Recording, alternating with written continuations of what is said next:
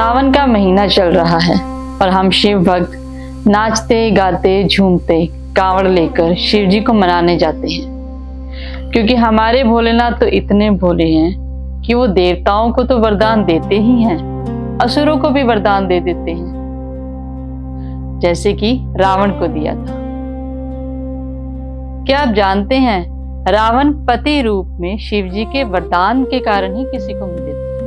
हम बात कर रहे हैं मंदोदरी की। मंदोदरी अपने पिछले जन्म में मथुरा नाम की एक खूबसूरत अप्सरा थी और बहुत बड़ी शिव भक्त थी। एक बार मंदोदरी शिव जी के दर्शन करने कैलाश पर्वत गई और शिव जी का वो भव्य स्वरूप देखकर मोहित हो गई और अनुचित व्यवहार करने लगी।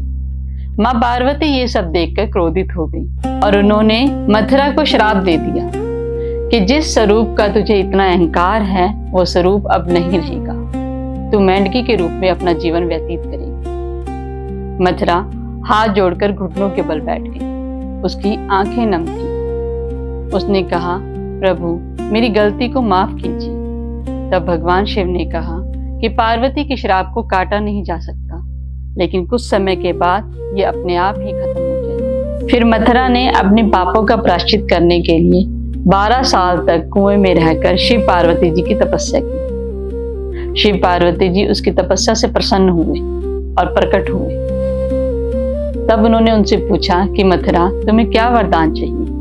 तब मथुरा ने वरदान मांगा कि उसे सर्वशक्तिमान और सभी वेदों का ज्ञाता पति मिले और वो हमेशा जवान और सुंदर रहे। शिव पार्वती जी ने कहा, तथास्तु। उसी समय मैं नाम का असुर अपनी पत्नी हेमा के साथ प्यासे होने के कारण उस कुएं के पास आया, जो कई वर्षों से संतान प्राप्ति के लिए तपस्या कर रहा था। उन्होंने उस कुएं में मेंढकी को देखा, जो उन्हें बहुत ही ज्यादा अद्भुत और विचित्र लगी। जब उन्होंने उस मेंढकी को बाहर निकाला तो एक बहुत ही सुंदर युवती के रूप में बदल गई। असुर मैं और उसकी पत्नी हेमा ने उस मेंढकी को पुत्री रूप में स्वीकार किया और उसका नाम मंदोदरी रखा।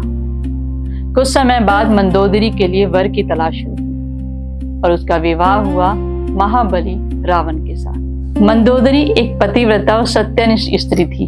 वो हमेशा ही रावण को गलत रास्ते पर चलने से रोकती थी। मंदोदरी की बात ना मानना ही रावण के अंत का कारण था। भगवान शिव ने दोनों को ही वरदान दिया था, रावण को भी और मंदोदरी को भी, लेकिन अधर्म पर धर्म की विजय हुई।